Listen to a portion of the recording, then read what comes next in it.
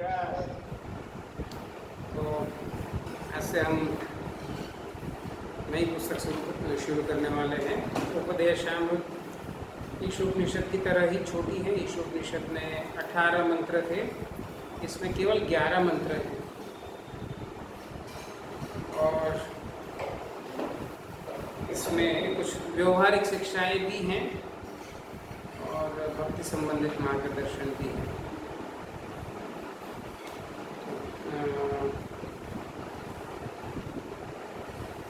ओम नमो भगवते वासुदेवाय।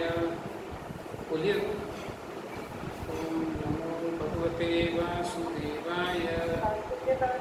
ओम नमो भगवते वासुदेवाय।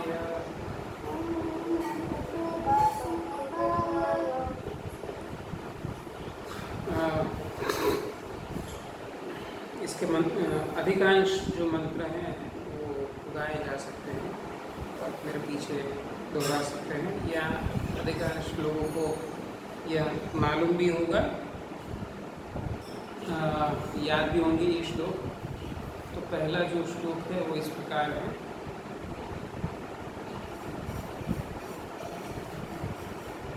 वाचो वेगम मनसः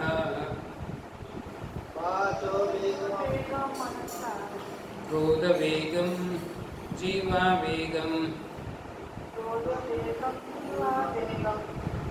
उदरपस्थो वेगम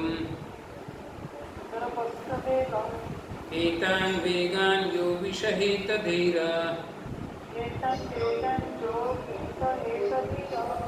सर्वामपि मां पृथ्वीं च शिष्यात्।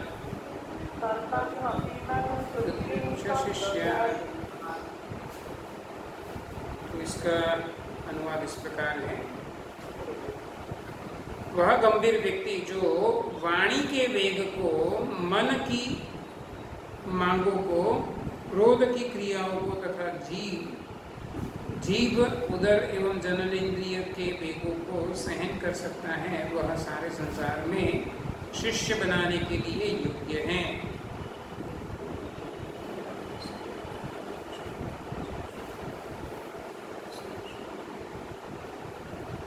तो हम इसकी चर्चा पर बाद में आते हैं। पहले ऊपर 2 पेज में जो उसकी प्रस्तावना लिखी है वो देख लेते हैं। प्रभुपाद कहते हैं प्रस्तावना में कि यह कृष्ण भावनामृत आंदोलन है, उसके प्रमुख लीडर जो हैं वो श्रील रूप गोस्वामी हैं। क्योंकि चैतन्य महाप्रभु ने ये हरे कृष्ण आंदोलन शुरू किया तो उनके प्रमुख शिष्यों में से षड गोस्वामी मुख्य हैं, और वो षड गोस्वामी में भी उनके जो लीडर हैं वो श्रील रूप गोस्वामी हैं। तो इसलिए ऐसे कई वैष्णव आचार्य हैं वो ऐसा कहते हैं। जैसे यहाँ प्रभुपाद नरोत्तम दास ठाकुर का एक वाक्य दिया है, रूप रघुनाथ पदे भैबे आकुति कबे हम बुझाबो से युगल प्रीति। तो जब मैं गोस्वामियों द्वारा प्रदत्त साहित्य को समझने का उत्सुक होऊंगा तभी मैं राधा तथा कृष्ण के दिव्य प्रेम व्यापार को समझने में समर्थ होऊंगा। तो अर्थात प्रभुपाद यहाँ पर इस संदर्भ से ऐसा कहते हैं कि रूप गोस्वामी, रघुनाथ गोस्वामी इत्यादि उनके साहित्य के द्वारा ही हम राधा कृष्ण की लीलाओं को समझ सकते हैं। तो भगवान कृष्ण के जो भक्त हैं उनके साथ अनेक प्रकार से आदान प्रदान करते हैं, लेकिन उसमें जो माधुर्य रस है वो सबसे श्रेष्ठ माना जाता है। और गोपियाँ जो हैं वो भगवान से इस तरह से प्रेमी के रूप में भक्ति करते हैं। तो उन सब गोपियों में भी श्रीमती राधा रानी श्रेष्ठ हैं, और राधा रानी का ही भाव लेकर हैं चैतन्य महाप्रभु आए थे। तो चैतन्य महाप्रभु के बहुत सारे पार्षद हैं, वो भी कृष्ण लीला की प्रमुख गोपियों में से हैं। जैसे स्वरूप दामोदर हैं और रामानंद राय हैं, वो ललिता विशाखा माने जाते हैं। तो उसी प्रकार ये सब जो गोपियाँ हैं, ये सब जो चैतन्य महाप्रभु के पार्षद हैं, वो अधिकांश है वो कृष्ण लीला की गोपियाँ हैं, ऐसा भक्तगण बताते हैं। गौड़ गणोदेश दीपिका ऐसी पुस्तक है, उसमें चैतन्य महाप्रभु के जो पार्षद हैं वो कृष्ण लीला में उनका क्या रूप है, वहाँ पर उन्होंने ऐसा प्रस्तुत किया है। तो क्योंकि चैतन्य महाप्रभु ने विशेषकर रूप गोस्वामी सनातन गोस्वामी को बहुत सारी शिक्षाएं दी। रूप गोस्वामी को 10 दिन के लिए और सनातन गोस्वामी को 2 महीने के लिए उन्होंने बहुत सारी शिक्षाएं दी। चैतन्य महाप्रभु स्वयं तो कोई पुस्तक नहीं लिखे, लेकिन ये गोस्वामियों के द्वारा, विशेषकर रूप और सनातन के द्वारा उन्होंने बहुत सारे शास्त्र प्रदान किया। अन्यथा चैतन्य महाप्रभु का स्वयं का रचना केवल एक ही है, शिक्षाष्टकम। और प्रभुपाद यहाँ पर लिखते हैं कि जिस तरह से शिक्षाष्टकम एक छोटी सी चैतन्य महाप्रभु की रचना है और उससे वो हमें बहुत सारे उपदेश देते हैं। चैतन्य महाप्रभु हरिनाम की महिमा बताया, भक्त को कैसे विनम्र होना चाहिए वह बताया, और भगवान और भगवान का नाम है अभिन्न है वैसा बताया। हमारी शरणागति कैसी होनी चाहिए, हाँ, किंकर की भांति होनी चाहिए, और हमारा भाव कैसा होना चाहिए। तो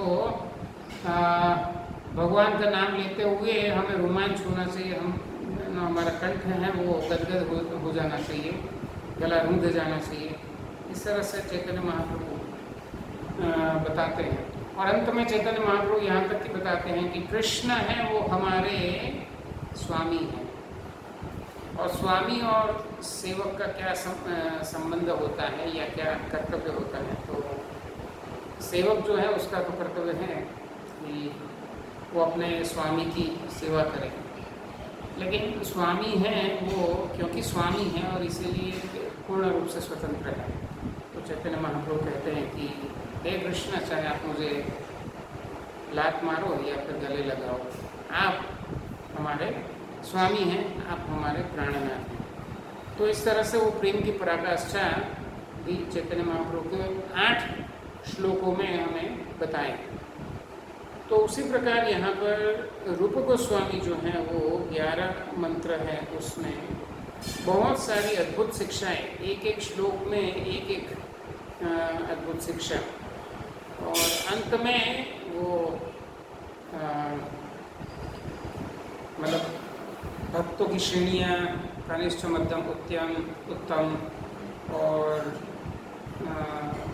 भक्ति में क्या श्रेष्ठ है और कौन सा तीर्थ स्थान श्रेष्ठ है, तो यह सब बातें भी बताएं। और उसमें अंत में, सबसे अंत में वो बताते हैं कि जो ब्रजभूमि है वो सबसे श्रेष्ठ है, वो मतलब वैकुंठ जगत में भी ब्रजभूमि, और उसमें भी ये जो वृंदावन धाम है उसमें गोवर्धन है, और गोवर्धन में भी जो श्याम कुंड राधा कुंड है वो सर्वश्रेष्ठ है। तो इस तरह से वो भगवान कृष्ण के प्रति जो अलग अलग भक्तों के जो व्यवहार हैं उसमें क्या श्रेष्ठ है, तो माधुर्य भाव श्रेष्ठ है, और माधुर्य भाव में भी राधा रानी का जो भाव है वो श्रेष्ठ है, यह प्रतिपादित किए। तो प्रभुपाद जी हैं इस तरह से यहाँ पर उपदेशामृत और शिक्षाष्टकम की तुलना किया। और फिर प्रभुपाद बताते हैं कि जब हम आध्यात्मिक जीवन में आते हैं तो सबसे पहले तो क्या करना चाहिए हमें, तो इंद्रिय संयम करना चाहिए। प्रभुपाद कहते हैं बिना इंद्रिय संयम के आध्यात्मिक जीवन की कोई संभावना नहीं है, कुछ प्रगति नहीं हो सकता।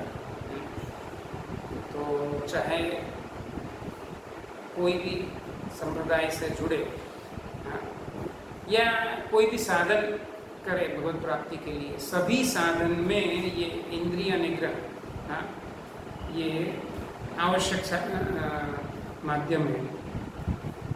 तो इसी के द्वारा, इंद्रिय संयम के द्वारा हम रजोगुण और तमोगुण को पार कर सकते हैं। तपस्यामय जीवन के द्वारा हम सत्वगुण को भी फिर क्रमिक रूप से पार कर जाएंगे और भगवान की शुद्ध भक्ति तक पहुंच सकते हैं।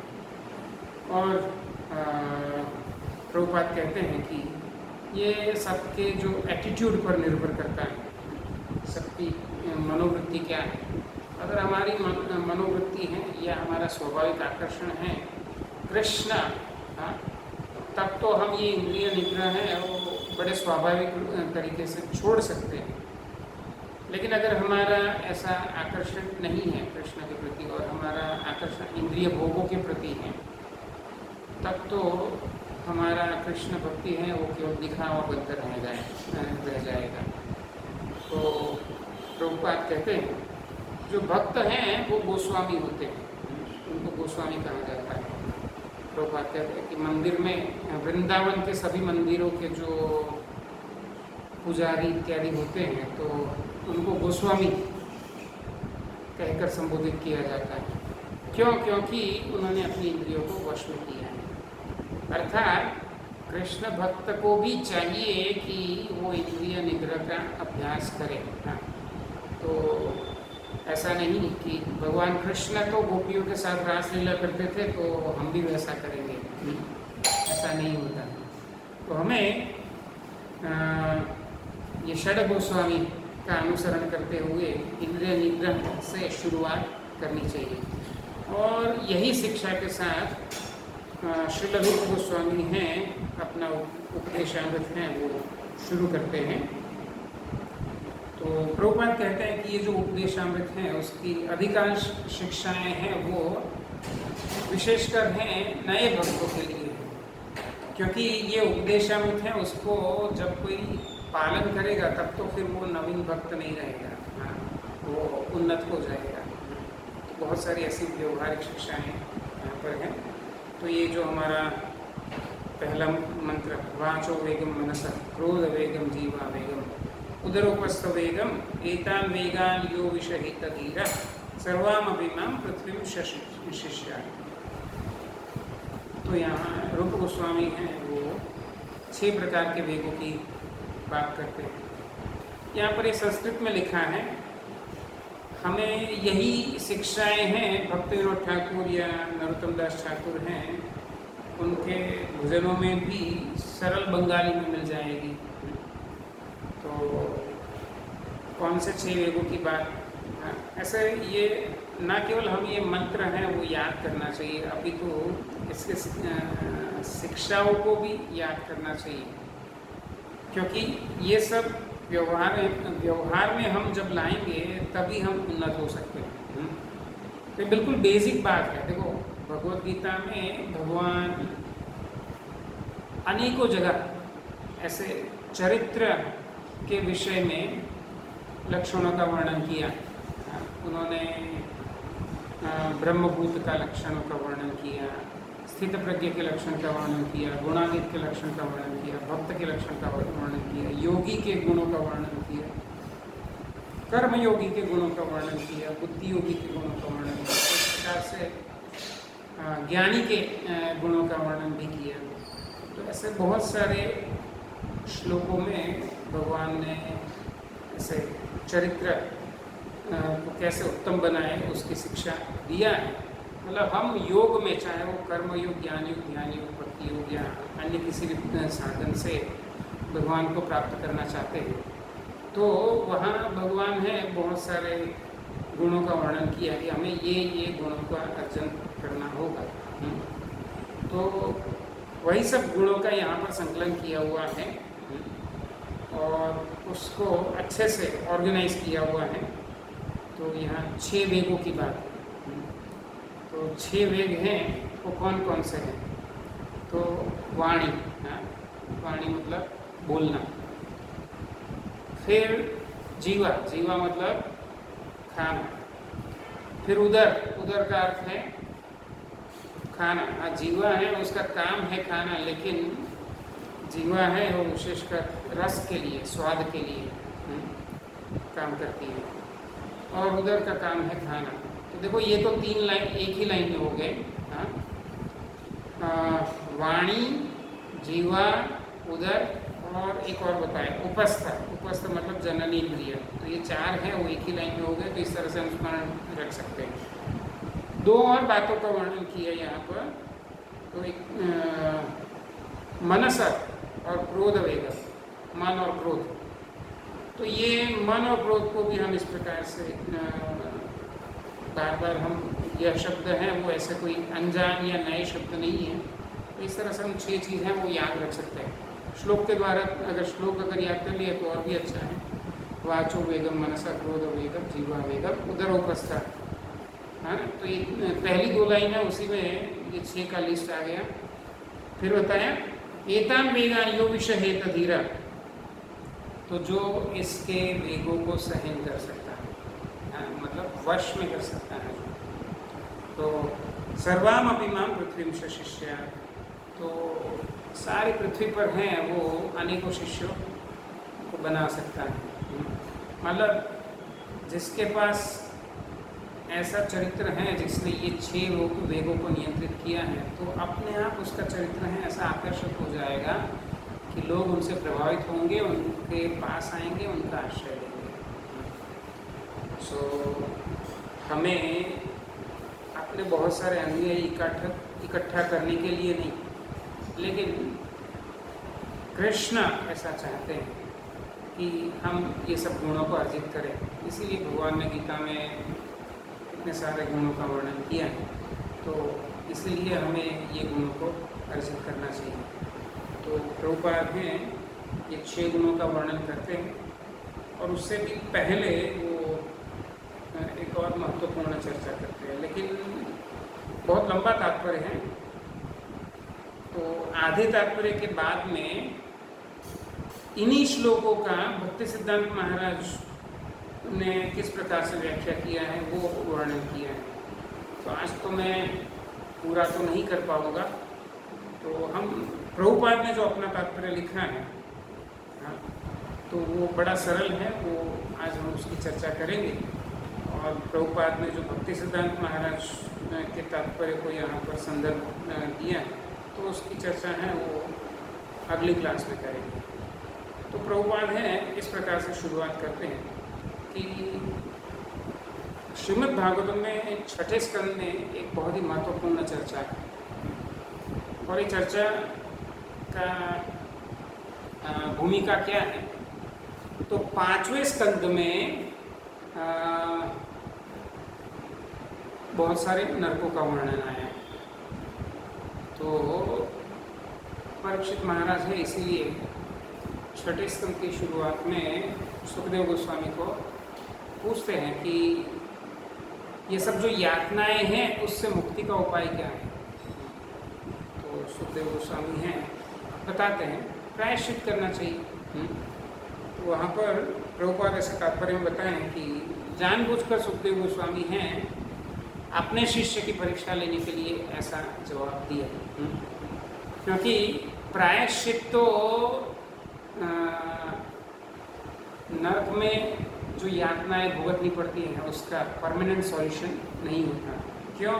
क्योंकि प्रायश्चित करने से हमारा कोई एक निश्चित पाप है वो धुल सकता है, मिट सकता है, लेकिन पाप करने की हमारी इच्छा या पाप करने का वृत्ति, जिसको बीज और कूट कहा जाता है, उसका समाधान कैसे होगा। तो परीक्षित महाराज है वो जब सुखदेव जी ने ऐसा उत्तर दिया कि प्रायश्चित करना चाहिए, तो परीक्षित महाराज तुरंत है उनकी बात से असहमति प्रकट किया कि नहीं, प्रायश्चित से तो कैसे कोई व्यक्ति है नरक से बच सकता है। तो परीक्षित महाराज स्वयं एक बहुत ही अच्छा उदाहरण देते हैं कि जैसे हाथी है वो पानी में, शुद्ध पानी में स्नान करने जाता है तालाब में या नदी में, और फिर वो पानी से नहाता है, और जब वहाँ से बाहर आता है तो फिर से वो मिट्टी से नहाता है। तो जिस तरह से पानी में वो पानी को अपने ऊपर सूंड से डालता है, तो उसी तरह वो बाहर आकर फिर है वो सूंड से मिट्टी अपने शरीर पर डालता है। तो इसको हस्ती स्नान, हस्ती मतलब हाथी, तो हाथी के स्नान के बराबर है प्रायश्चित, क्योंकि प्रायश्चित है उससे ये 2 चीज़ें है ना, क्या, कूट और बीज। बीज और कूट, बीज मतलब पाप करने की इच्छा, और कूट मतलब पाप करने की आदत, वृत्ति है। तो ये दो बातों का तो निवारण नहीं होता है। तो प्रायश्चित से मतलब प्रायश्चित हम दो प्रकार से कर सकते हैं। तो एक तो है कि हमारा कोई अपराध हो गया, कोई पाप हो गया, तो अभी हम जानते हैं कि इसका बहुत ही भयानक परिणाम आएगा। तो उस परिणाम के भय से, केवल उस परिणाम से छुटकारा पाने की इच्छा से हम कोई ब्राह्मण के पास जाएंगे या गुरु के पास जाएंगे और पूछेंगे कि इसके लिए शास्त्र में क्या समाधान बताया है। और वो ब्राह्मण हमें बताएंगे कि फला फला फला व्रत करना चाहिए, इतना उपवास करना चाहिए, इतना दान करना चाहिए, वगैरह वगैरह। तो वो विधि हैं, वो हम पालन करते हैं। तो प्रायश्चित विधि जो है, ऐसे सभी प्रकार के पापों के लिए प्रायश्चित विधि हैं, वो बताया गया है। लेकिन हमारा उद्देश्य क्या है? तो हम उस यातना से बचना चाहते हैं। हम अपनी पाप करने की इच्छा या वृत्ति को मारना नहीं चाहते हैं। हम उस पाप के परिणाम से बचना चाहते हैं। और इसलिए जब ऐसा कोई प्रायश्चित का साधन करते हैं, तो वो साधन है वो हमें उस पाप से तो छुड़ाएगा, लेकिन अन्य पापों से नहीं छुड़ाएगा, और पाप करने की इच्छा या वृत्ति से भी हमें नहीं छुड़ाएगा। तो परीक्षित महाराज सुखदेव जी को कहते हैं, इसीलिए प्रायश्चित है वो तो परमानेंट सॉल्यूशन नहीं है। तो आप कुछ और बताइए। तब फिर हैं वहाँ पर सुखदेव गोस्वामी हैं, वो फिर ज्ञान भी बताते हैं। और वहाँ पर भी परीक्षित महाराज हैं उसका खंडन किए। और मतलब ऐसा ज्ञान है वो अभी जैसे मैंने बताया, प्रायश्चित है दो प्रकार का होता है। एक तो सच्चे हृदय से कि हम अपनी गलती को स्वीकार करते हैं और हम अभी ये समझ लिए हैं कि हाँ, मैं जो कर रहा हूँ उससे किसी को तकलीफ होती है, हाँ, किसी को दुख होता है, तो ऐसा नहीं करना चाहिए, या शास्त्र में निषिद्ध है, भगवान को इससे दुख होगा मैं अगर ऐसा करूँगा। तो ऐसे भाव से जब कोई व्यक्ति प्रायश्चित करता है तो वो सच्चा प्रायश्चित है, और उससे व्यक्ति का जो चेतना है वो शुद्ध हो जाता है, पाप करने की वृत्ति भी जाती है। लेकिन परीक्षित महाराज जिस बात को काटे, या सुखदेव जी जिस बात जो उत्तर दिए, तो वो शास्त्रों में बताई हुई प्रायश्चित विधि की बात है कि जो केवल नरक के भय से किया जाता है, तो उस प्रायश्चित की बात है। तो उसी प्रकार यहाँ जब ज्ञान की बात आती है, तो ज्ञान भी है वो हम ईशोपनिषद की कक्षा में देखे थे, विद्या अविद्या। तो वहाँ पर है ईशोपनिषद में ऐसा बताया था कि अविद्या का फल क्या होता है और विद्या का फल क्या होता है। तो अविद्या का फल क्या होता है? गहरे अंधकार में जाएंगे। तो मतलब ऐसा जो तथाकथित ज्ञान है, तो उस ज्ञान का क्या लाभ है? तो ऐसा जो ज्ञान है, तो उससे भी हमारी ये जो वृत्ति है, इच्छा है पाप करने की, तो नहीं जाएगी। मतलब कोई विद्यार्थी अगर परीक्षा खंड में परीक्षा दे रहा है और वहाँ पर सीसीटीवी कैमरा लगा हुआ है और इसीलिए वो प्रमाणिक बन करके नीचे मुंडी रख करके लिख रहा है, तो ये एक कारण है कि कोई देख रहा है। लेकिन वही व्यक्ति अगर कमरे में कैमरा नहीं लगा है, तब वो इधर उधर देख भी सकता है। तो ऐसा जो मतलब ये जो वृत्ति है वो नहीं गया, वो प्रमाणिक बन रहा है वो कैमरे के भय से। तो मतलब इस प्रकार से कोई व्यक्ति का ज्ञान भी जो है तो वो भी दो श्रेणी का हो सकता है। तो विद्या और अविद्या, मतलब वह केवल सूखा ज्ञान है जिसके फलस्वरूप वो केवल मैं कैसे सुखी हूँ या मैं अपने दुखों को कैसे टाल सकूं, इस प्रकार से जब उस ज्ञान का प्रयोग करता है तो वह व्यक्ति है वो उसका बंधन है मूल रूप से नष्ट नहीं होगा। लेकिन व्यक्ति के पास मतलब सच्चा ज्ञान है और सच्चा समर्पण है और सच्चा प्रायश्चित करेगा, तब वो निश्चय ही पाप करने की वृत्ति से भी मुक्त हो सकता है। तो प्रभुपाद यहाँ पर एक और उदाहरण देते हैं कि जो कोई चोर होता है, ऐसे सब लोग सामान्य रूप से जानते हैं,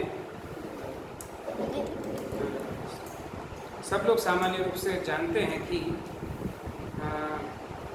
चोरी नहीं करना चाहिए। बचपन में हम जब छोटे होते हैं तो कभी न कभी तो हमारे माता पिता ने हमें पहली बार सिखाया होगा चोरी नहीं करना चाहिए। तो ये सुनना है, श्रवणम। तो जो सुन कर के सीख जाए वो प्रभुपाद कहते हैं प्रथम श्रेणी का बुद्धिमान है। और यही बात है, प्रभुपाद है वो कुंती महारानी की शिक्षा में भी शायद उन्होंने पहले या दूसरे श्लोक में ही लिखा है यही उदाहरण। लेकिन कुछ लोग हैं वो सुनी हुई बात को तो इग्नोर नहीं करते हैं, उनकी इच्छा बनी रहती है कि अगर मौका मिले तो चोरी कर लेंगे। तो मतलब चोरी करना पाप है ऐसा ज्ञान तो है, लेकिन अगर पता चले कि भगवान देख नहीं रहा है या सीसीटीवी कैमरा देख नहीं रहा है तो चोरी कर लेंगे। तो मतलब ज्ञान है, लेकिन फिर भी वो ज्ञान है व्यक्ति को सहायता नहीं कर रहा है, क्योंकि वृत्ति जो है वो ज्ञान जो है वृत्ति को नहीं बदल रही है। तो दूसरी श्रेणी का व्यक्ति वो है कि कोई व्यक्ति को चोरी करते हुए पकड़ा जाए और वो देख ले और वो पुलिस के द्वारा दंडित हो, तब वो व्यक्ति है वो उसको लगे अरे हाँ मैं चोरी नहीं करूँगा। कोई परीक्षा में बैठा विद्यार्थी है, वो देखे किसी दूसरे विद्यार्थी को जो फ्लाइंग स्क्वाड होती हैं या फिर जो सुपरवाइज़र हैं उन्होंने पकड़ लिया और उसको 3 साल के लिए एग्ज़ाम देने से मना कर दिया। ऐसा पनिशमेंट होता है, 3 साल के लिए सस्पेंशन हो जाता है विद्यार्थी का। तो फिर वो विद्यार्थी डर जाता है, नहीं मैं नहीं करूँगा। तो ये प्रभुपाद कहते हैं सेकंड क्लास इंटेलिजेंट। लेकिन प्रभुपाद कहते हैं फिर भी कुछ लोग हैं ऐसे होते हैं कि सुना भी देखा भी, लेकिन फिर भी सोचते हैं नहीं मैं तो नहीं पकड़ा जाऊँगा, और वो करेंगे। तो वो करेंगे और वो पकड़े जाएंगे। तो थर्ड क्लास इंटेलिजेंस। तो ऐसे व्यक्ति हैं वो उनको सुनकर और देखकर अनुभव है, फिर भी वो डेयरिंग करते हैं, मूर्खता करते हैं, और स्वयं जब पनिशमेंट मिलता है तब उनको लगता है कि नहीं अभी मैं सुधर जाऊंगा।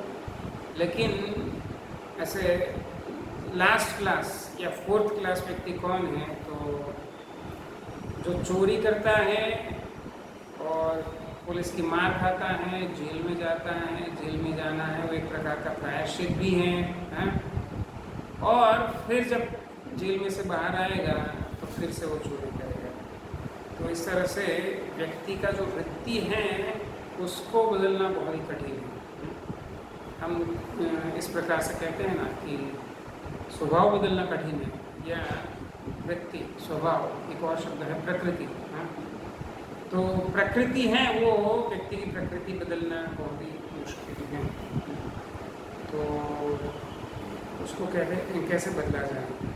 तो वैसे यहाँ ये जो 6 वेगों को कैसे शांत करना है तो उसको जिस तरह से समझाएं तो उसी में हमें ये उत्तर मिल जाएगा। मैं अभी नहीं बताऊँगा, अगले कुछ मिनटों में इसका उत्तर आपको मिल जाएगा।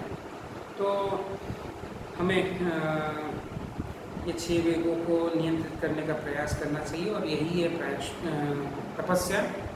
प्रभुपाद कहते हैं कि आध्यात्मिक जीवन के लिए हमें ब्रह्मचर्य का पालन करना चाहिए, मन को वश में करना चाहिए, इंद्रियों को वश में करना चाहिए, दान करना चाहिए, सत्य व्रत का पालन करना चाहिए, पवित्रता अर्थात शुद्धि, नियम से नहाना धोना इत्यादि, और योगाभ्यास करना, तो ये सब करना चाहिए।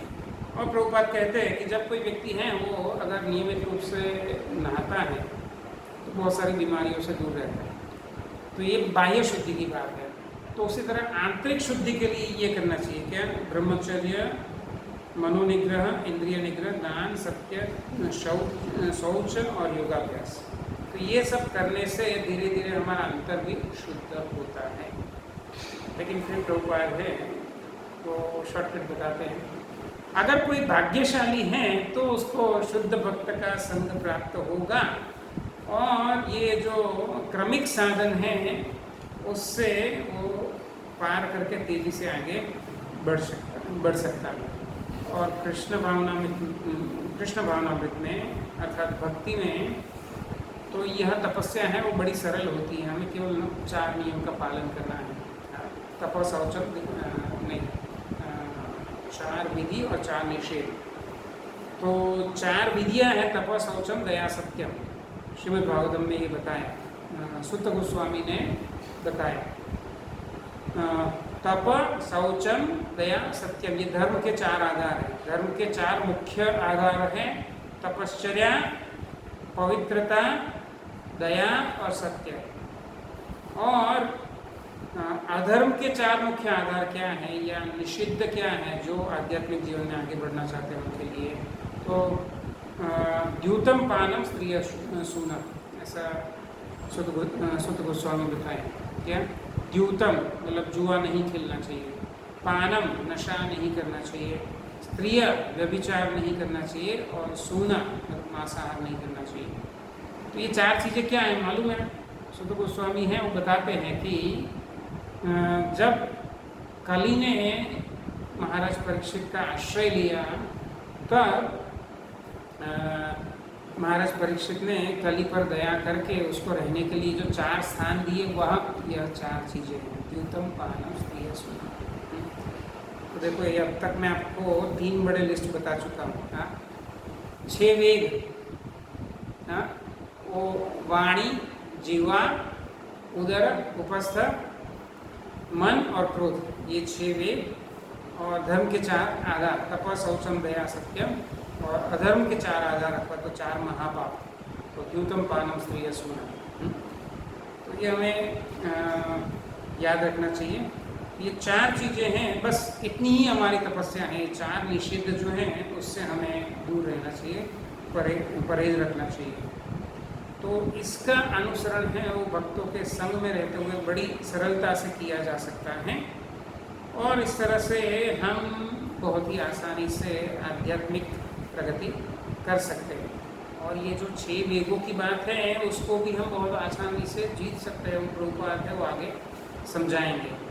तो श्रीमद् भागवतम का एक श्लोक है कि जो भगवान के भक्त होते हैं तो उनमें तो देवताओं में पाए जाने वाले भी सद्गुण हैं, वो बड़ी सरलता से प्राप्त हो जाते हैं, जिसके लिए उन्हें अलग से प्रयास नहीं करना होता है।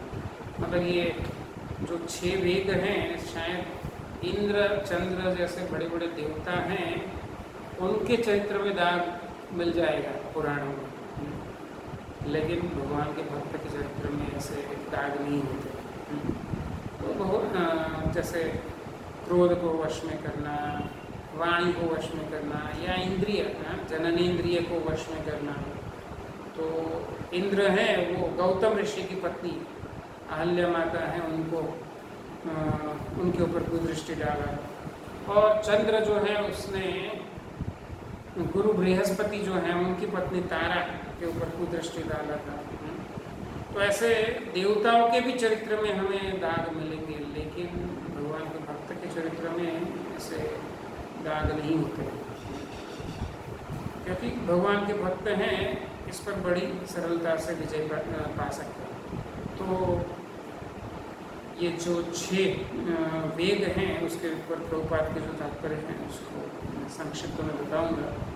सबसे पहला है वाचा, वाचा वाणी। तो वाणी का संयम का अर्थ क्या है? मौन व्रत का पालन करना। प्रभुपाद कहते हैं नहीं। तो मौन व्रत तो मतलब मौन यांत्रिक रूप से अपने मुंह को बंद कर देने से हमारी जो वृत्ति है बोलने की वो तो नहीं जाती है। मतलब हमें हमेशा कुछ बोलना होता है। सब अधिकांश लोग हैं बहुत ही विरले मतलब दुर्लभ ऐसा कोई व्यक्ति होता है जो तोल मोल के बोलेगा, मतलब अकारण जो कुछ भी नहीं बोलेगा। तो ऐसा बहुत ही दुर्लभ होता है कि कोई व्यक्ति है वो स्वाभाविक रूप से अपनी वाणी को संयमित कर सकते हैं। तो प्रभुपाद है उदाहरण देते हैं कि मेंढक है, उसको भी बोलने का बहुत शौक होता है। तो बारिश के मौसम में जब मेंढक हैं वो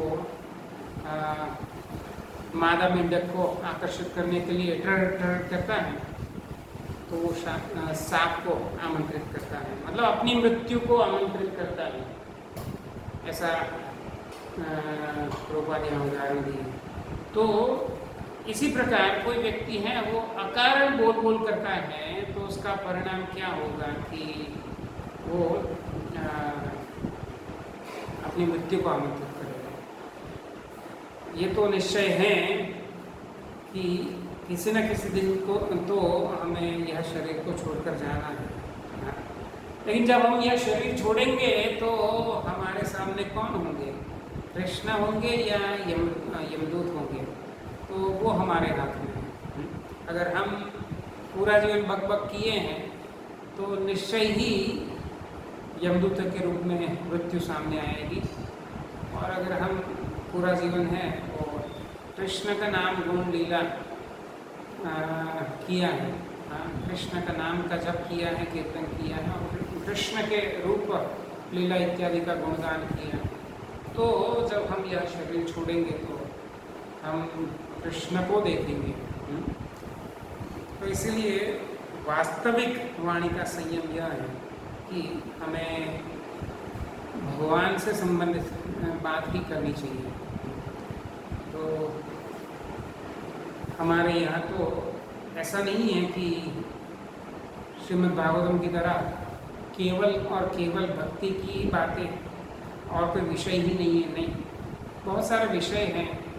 राजनीति है, वास्तुकला है, ज्योतिष शास्त्र है, औषध विज्ञान है, मतलब आयुर्वेद है, चरक संहिता है जिसमें शस्त्र क्रिया कैसे करते हैं, ऑपरेशन कैसे करना है। तो ऐसे बहुत सारे विषय हैं जिस पर ऋषि मुनियों ने पहले से बहुत कुछ लिख रखा है। मतलब पूरे विश्व में जो कुछ भी ज्ञान है तो उसका स्रोत हमें कहीं न कहीं भारत से मिलेगा। लेकिन उन सब की पुस्तकों में हम देखेंगे ये सब जो महान लोग हुए, श्रीधराचार्य या महावीर गणित शास्त्री महावीर या भास्कराचार्य, ब्रह्मगुप्त, ऐसे जो भी नाम है, चाणक्य की राजनीति, तो ऐसी जो जो पुस्तक होती है वहाँ पर हैं कुछ ना कुछ है भगवान से संदर्भ हमें मिलेगा। तो चाणक्य नीति है, ऐसी पुस्तक मार्केट में मिलती है। तो देखेंगे तो पहली लाइन में मैं अपने आराध्य भगवान विष्णु को प्रणाम करता हूँ और ये रचना है उनको समर्पित करता हूँ। तो चाणक्य हैं, ऐसे तो उनका एक नाम है कौटिल्य, क्योंकि वो बड़े कुटिल थे, लेकिन वो धर्म की रक्षा के लिए कुटिल थे। लेकिन जो भी हैं तो वो कुटिल है, लेकिन उनकी शुरुआत है वो कैसे करते हैं, तो भगवान विष्णु को प्रणाम करते हुए। तो जो कहने के लिए सेक्युलर विषय है वो सेक्युलर विषय में भी हमें भगवान की भक्ति के अंश हैं वो मिल जाएंगे। तो हमारे गुरु भाई हैं भक्ति विनोद प्रभु, जुहू मंदिर की गौशाला में सेवा करते हैं। तो वो बहुत बड़े विद्वान हैं। तो एक बार ऐसे ही मैं उनसे चर्चा कर रहा था कि ऐसे कुछ भक्त लोग हैं चाणक्य को ऐसे मायावादी ऐसा बोलते हैं। तो उन्होंने मुझे इतने सारे चाणक्य के सूत्र सुनाए कि जिसमें भगवान कृष्ण की माधुर्य लीला का वर्णन है, गोपियों के साथ भगवान की लीला का वर्णन। तो मेरा ये विचार है वो दृढ़ हो गया कि नहीं, चाणक्य तो भगवान के भक्त है। कहने का तात्पर्य ये है कि हमारे जो 200 वर्ष पूर्व गुरुकुल में पढ़ाए जाने वाले व्यवसाय लक्ष्य विषय भी जो हैं, तो उसमें भी यह उद्देश्य है निहित रहता था कि अल्टीमेटली हमें भगवत प्राप्ति करनी है। चाहे हम गृहस्थ जीवन में अपना निर्वाह के लिए कोई भी साधन चुने, लेकिन जीवन का मूल उद्देश्य है भगवत प्राप्ति। तो ऐसे सभी विषयों में इस तरह से ये भगवत प्राप्ति है, वो मूल उद्देश्य है, यह निहित रहता है। तो इसी को कहते हैं वाणी का संयम। अगर मुंह खोले तो भगवान संबंधित बोले, अन्यथा ना बोले। तो आगे प्रभुपाद दूसरा मनोवेग के विषय में बताते हैं। तो यहाँ पर प्रभुपाद नहीं लिखे है, लेकिन श्रीमद् भागवतम का एक प्रसिद्ध उदाहरण है महाराज अम्बरीश का। सवई मन कृष्ण पदार विंदय, जिन्होंने अपना मन है कृष्ण की सेवा में, कृष्ण के चरणों में समर्पित कर दिया था और अपनी सारी इंद्रियों को कृष्ण की सेवा में लगा दिया था। यहाँ पर प्रभुपाद है वो दूसरा उदाहरण देते हैं, कृष्ण सूर्य सम माया अंधकार, यहाँ कृष्ण कहाँ नहीं माया अधिकार। तो मन जो है वो एक बहुत बड़ा पात्र है और वो बहुत बड़े पात्र में बहुत कुछ भरा जा सकता है और होता ही है। हमारे लाखों करोड़ों जन्मों के अनुभव जो हैं वो सारे उसमें भरे पड़े। तो मन है इस तरह से बहुत बड़ा पात्र है और उसमें हम कृष्ण संबंधित वस्तुओं को भी भर सकते हैं और माया संबंधित वस्तुओं को भी भर सकते हैं।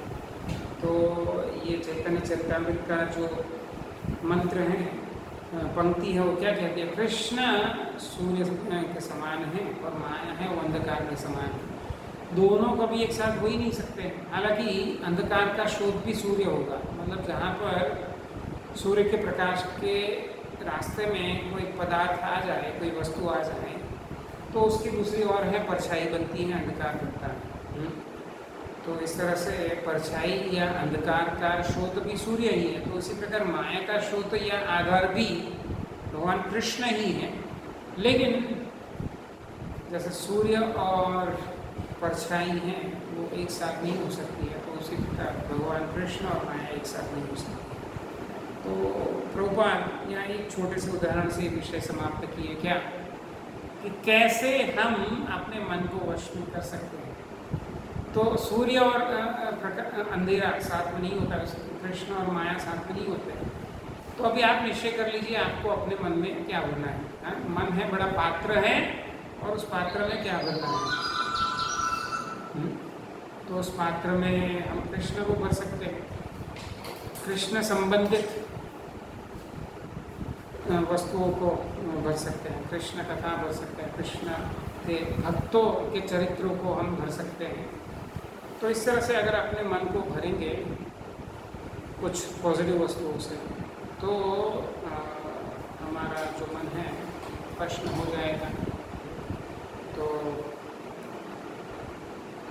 पानी की बोतल होती है, उसमें पानी भरा है, अगर बोतल को उल्टी कर दो पानी निकल जाएगा, अभी पानी के स्थान पर हवा आ जाएगी। और अगर उसमें फिर से अगर पानी भरो तो हवा बाहर निकल जाएगी। तो ऐसे बोतल है वो कभी भी खाली नहीं हो सकती। आप बोतल में कुछ और भर लो, रेत भर लो, बोतल खाली रह नहीं सकती। मन खाली रह नहीं सकता है। अगर मन में अगर हम कृष्ण को भर दें तो ये माया रूपी हवा है वो अपने आप है निकल जाएगी।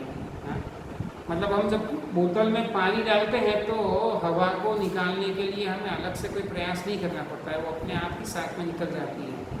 जैसे जैसे पानी भरता जाता है उतनी मात्रा में हवा निकलती जाती है। तो बड़ा सरल उदाहरण है। इस तरह से हम अगर कृष्णमय जीवन बना ले तो माया के लिए कोई अवकाश नहीं रहेगा। तो इस तरह से हम अपने मन को वश में कर सकते हैं। तो जो मायावादी लोग होते हैं या जो निराकारवादी हैं, तो वो लोग हैं क्योंकि भगवान के रूप को नहीं जानते हैं या भगवान के साकार रूप को वो स्वीकार नहीं करते हैं। तो इसलिए या जो बौद्ध लोग हैं, जैन लोग हैं, तो इन सब का मत यही है कि हमारा मन जो है उसमें क्योंकि बहुत सारी इच्छाएं भरी पड़ी है ना, तो वही हमारे बंधन का कारण है। तो क्या करते हैं, इच्छाओं को निकाल देते हैं। लेकिन जैसे मैंने कहा कि इच्छाएं हैं वो तो निकलेगी नहीं, मतलब बोतल में से हवा को हम निकाल नहीं सकते हैं। अगर निकालना है तो उसमें पानी भरना पड़ेगा। सरल उदाहरण है। तो उसी तरह ये मायावादी, बौद्ध, जैन इत्यादि निराकारवादी या निर्विशेषवादी, निर्गुणवादी जो भी है, तो ये लोग जो हैं वो केवल अपनी इच्छाओं को शून्य करने का विचार जो रखते हैं, तो उससे तो वो मन को कभी भी वश में नहीं कर पाएंगे। कृत्रिम रूप से उसको दबाया जा सकता है कुछ समय के लिए, लेकिन वो अधिकांश लंबे समय तक सफल नहीं होते हैं। और उनके वर्तमान जीवन में ही हम देखते हैं कि उनका बाल्यावस्था, युवावस्था है वो बहुत ही तपस्या में बीता, कहीं हिमालय में रहे या कैसे भी गिरनार में रहे और बहुत वर्षों तक तपस्या किया। और फिर क्या होता है, फिर वो समाज के बीच में आते हैं, फिर वो समाज सेवा के कार्य करते हैं, फिर वो अस्पताल बनाएंगे, स्कूल बनाएंगे, वैसा कार्य करेंगे। मतलब बिल्कुल लौकिक स्तर पर आ जाते हैं। दिमाग है उसको खाली कब तक रखा जा सकता है। तो फिर अभी उनकी इच्छा है, हाँ मैं स्कूल बनाऊँगा, हाँ मैं क्या हॉस्पिटल बनाऊँगा।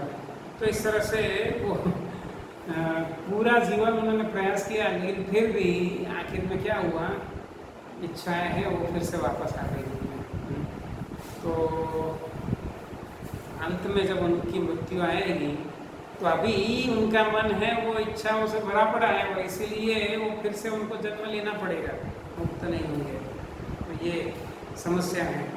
तो इसीलिए प्रभुपाद या वैष्णवाचार्य हैं वो लोग तो हमें कभी ऐसा नहीं सिखाते। हाँ, वो हमें नहीं सिखाते हैं कि हमें हमारी इच्छाओं को मारना है। वैष्णवाचार्य से कहते हैं कि हमें हमारी इच्छाओं को मोड़ना है, हमारे इच्छाओं को हमें ढालना है कृष्ण भावना में। तो आगे जैसे एक विषय आएगा, जीवा वेगम। तो जीवा वेगम है, तो उसमें भी ऐसा ही उदाहरण प्रभुपाद ने दिया। तो क्या करना है, क्या खाना बंद कर सकते हैं? हाँ, हमारी जीवा है जिसको स्वाद में रुचि है, मतलब वो बंधन का कारण है। किसी भी प्रकार की आसक्ति है वो बंधन का कारण है। लेकिन वैष्णव आचार्य कहते हैं कि आपको खाने की बड़ी लालसा है, कोई बात नहीं, खाओ। स्वादिष्ट व्यंजन खाना है, स्वादिष्ट व्यंजन भी खाओ, लेकिन कृष्ण प्रसाद खाओ। तो कृष्ण प्रसाद जो है एक पॉजिटिव विकल्प है। मतलब न मात्र हम अपनी इच्छाओं की पूर्ति करते हैं, लेकिन प्रसाद ही सर्व दुखाना महानिरस्यति जायते। हाँ, तो प्रसाद से सारे दुखों का नाश हो जाता है। मतलब हमारी सारे दोषों का भी नाश हो जाएगा। आगे गोस्वामी हैं वो दोषों की बात बताएंगे, और ये सारे वेगों का नियंत्रण हो जाएगा प्रसाद खाने से। तो उससे दोहरा लाभ होता है, हमारी इच्छा की पूर्ति होती है और हमारी इंद्रियां भी उससे वश में आ जाती हैं। हमारे सारे जो दोष हैं हृदय में, जो गंदगी है, वो सब निकल जाती है। तो इस तरह से यहाँ पर प्रभुपाद है वाणी, मन और जीवा के विषय में बताया। 9:04, मैं 5 मिनट और लूँगा। क्रोध के विषय में भी प्रभुपाद इसी प्रकार से बताएं कि क्रोध को भी वश में करना मुश्किल है, लेकिन हम क्या करेंगे, तो उसको मोड़ देना है, क्रोध का उपयोग करना है। ऐसा नहीं कि अनियंत्रित रूप से बाहर आ जाए। तो दुर्वासा मुनि के बहुत सारे उदाहरण हैं। परीक्षित महाराज, अम्बरीश महाराज हैं, किन परिस्थितियों में एकादशी का व्रत उन्होंने छोड़ा। दुर्वासा मुनि है, बोला मैं स्नान करके आता हूँ और ऐसा करके वो तो गए। और इधर अम्बरीश महाराज है, उनका व्रत छोड़ने का समय बीता जा रहा था, तो उन्होंने क्या किया, केवल थोड़ा सा जल लेकर के अपना पारणा किया, तुलसी पत्र के साथ थोड़ा जल से उन्होंने पारणा किया और विचार किया कि ठीक है, दुर्वासा ऋषि आएंगे तब उनके साथ में पहले उनको खिलाएंगे, बाद में स्वयं भोजन पाएंगे। ऐसा विचार करके उन्होंने उपवास छोड़ा। लेकिन दुर्वासा मुनि बिल्कुल अनियंत्रित क्रोध, कुछ आगे पीछे विचार किया नहीं, सामने कौन है यह भी विचार नहीं किया, उसका गलती है या वो सही है उसका भी विचार नहीं किया, और क्रोध से आग बबूला हो गए और तुरंत अपना बाल हैं, योगी है ना, तो अपने बाल में से राक्षस को पैदा किया, बोला कि अम्बरीश को मार डाला। लेकिन परिणाम क्या हुआ, तो राक्षस भी मारा गया और ये दुर्वासा मुनि है स्वयं की जान पे बनाई, तो अपने लिए भी उन्होंने समस्या मोल ली। तो इस प्रकार से क्रोध है अनियंत्रित नहीं होना चाहिए। कभी गुस्सा भी करना है तो उसका उपयोग करना है, गुस्से का, तो गुस्सा काम की चीज़ है, आवश्यकता पड़ने पर उपयोग करना चाहिए। तो प्रभुपाद कहते हैं जिस प्रकार से हनुमान जी ने किया, रावण की लंका का दहन किया, चाहते तो रावण के सारे साथियों को भी मार सकते थे, रावण को भी मार सकते थे, सीता माता को ला सकते थे, लेकिन उन्हें हनुमान जी को खाली, क्योंकि हनुमान जी ऐसा चाहते हैं कि यह श्रेय है भगवान को मिले, और इसमें देखो भक्त और भगवान में ऐसा कंपटीशन है। भगवान हमेशा चाहते हैं मेरे भक्त को श्रेय मिले, और भक्त चाहता है भगवान को श्रेय मिले। तो इसीलिए हनुमान जी हैं वो कुछ अधिक खाली लंका का दहन किया और शायद एक राजकुमार को मार डाला, तो इतना हानि करके वो चले गए हनुमान जी। मतलब बिल्कुल कैलकुलेटेड, गिनती के साथ कि इतना ही करना है, मतलब उन्होंने क्रोध का उपयोग किया है बराबर। वो अनियंत्रित क्रोध नहीं था, नहीं तो अनियंत्रित क्रोध होता तो रावण तक को मार डालते, लेकिन उन्होंने ऐसा नहीं किया, क्योंकि रावण को ऐसा ही वरदान था कि वो मनुष्य और वानर के अलावा ब्रह्मा जी की सृष्टि के किसी भी जीव के हाथों नहीं मारे जाएंगे। तो वानर के हाथ भी रावण की मृत्यु हो सकती है, लेकिन फिर भी हनुमान जी ने ऐसा नहीं किया। तो बिल्कुल अपने क्रोध को उन्होंने उपयोग किया। तो ऐसे प्रभुपाद यहाँ पर बताएं। और पांचों वेगम मनसा क्रोध वेगम जीव वेगम कितना हो गया, उधर उपस्थित। तो उधर जो है वो हमारी शरीर का केंद्र है, शक्ति का केंद्र है। पेट को खाना चाहिए, जीवा को स्वाद चाहिए। तो पेट जो है वो हमारे पूरे शरीर का पोषण करता है और हमारी सारी इंद्रियों का भी पोषण करता है। तो इंद्रियां हैं वो इसी से बल प्राप्त करती है, उधर से। तो मतलब वो एक तरह से उधर क्या है, वो पावर हाउस है। वहाँ पर हम फ्यूल डालते हैं तो पूरे शरीर में शक्ति संचारित होती है। उसी से हमारी बाकी सब इंद्रियां, चाहे आँख हो, नाक हो, कान हो, सब इंद्रियां, हाथ पाँव सब उपस्थ, जनन इंद्रियां सब जो हैं इसी के बल पर काम करते हैं। तो यहाँ पर भी जो जैन लोग, मायावादी लोग, बौद्ध इत्यादि बहुत सारे ऐसे अलग अलग संप्रदाय के लोग हैं, वो लोग क्या करते हैं, वो खाना कम से कम करके तपस्या करते हैं, उपवास की तपस्या, और इसके द्वारा वो अपने शरीर को फ्रेश कर देते हैं। तो इस तरह से शरीर है फिर कुछ पॉजिटिव कार्य के लिए भी उपयुक्त नहीं रहता है। तो इसीलिए क्या करना चाहिए, तो हाँ पेट को खाना देना चाहिए। लेकिन अगर हम वो जो फ्यूल है वो बदल दें, हाँ, कुछ भी खाना देने के बजाय उसको केवल कृष्ण प्रसाद दें, तो जीवा की संतुष्टि होती है और पेट की भी संतुष्टि होती है, हाँ। और क्या होगा उससे, क्योंकि वहाँ से ही पूरे शरीर को सप्लाई लाई जाती है, हाँ। तो वही प्रसाद है वो पूरे शरीर में जाएगा तो सारे इंद्रियों को भी वो प्रसाद की शक्ति प्राप्त होगी। और जैसे मैंने बताया कि प्रसाद की शक्ति क्या है, तो प्रसाद ये सर्व दुखान हमारी रसोई जाएगी, तो वो तो सारी इंद्रियों को भी शुद्ध करने वाला है। और इस तरह से प्रसाद खाने से पेट की तो शुद्धि होगी ही होगी, लेकिन हमारे पूरे शरीर की शुद्धि होगी और हमारे सारी इंद्रियां जो हैं वो भी पॉजिटिवली एंगेज हो जाएगी। तो इस तरह से हम अपने पेट को भी वश में करना, मतलब खाना खाना है रुचि जितना हो उस प्रकार से खाना है। निश्चय ही उसमें भी मर्यादा तो होती है। भगवान गीता में 6 अध्याय में बताएं, नहीं क्या वो युक्ताहार विहार से, तो खाना घूमना इत्यादि में, खाना घूमना सोना इत्यादि में नियम होना चाहिए, ऐसा भगवान बताए। तो यहाँ इस तरह से हम खाने में भी नियम तो होना चाहिए, यहाँ तक तो नहीं खाना चाहिए, नहीं तो फिर क्या होगा, समस्या हो जाएगी, बीमारियों का घर होगा प्रसाद खाने के बावजूद। और आखिरी विषय है जनन इंद्रिय, तो उसमें भी भगवान कहते हैं धर्माविरुद्धो कामोस्मि।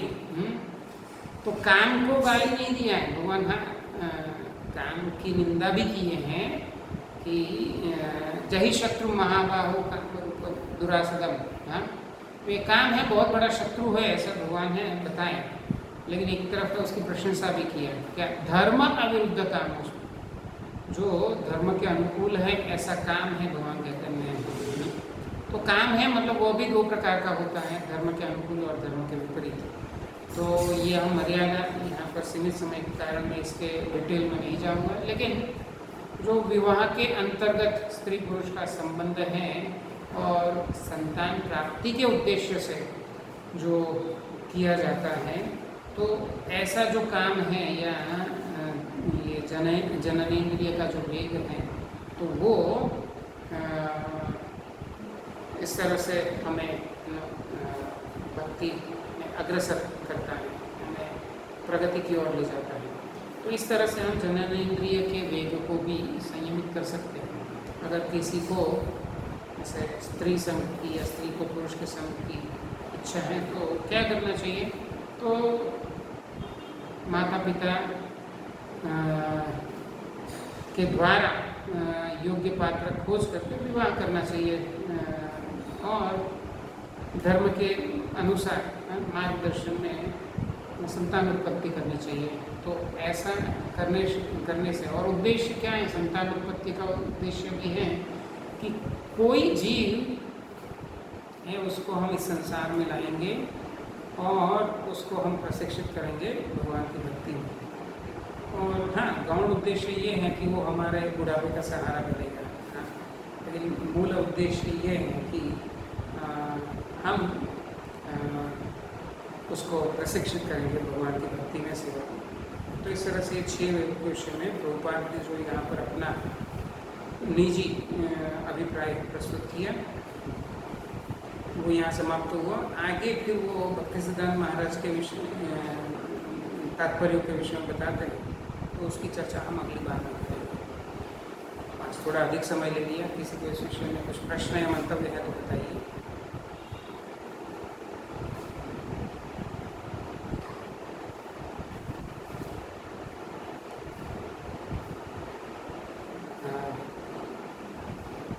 समय अधिक हो गया है तो कुछ। हरे कृष्ण माता जी।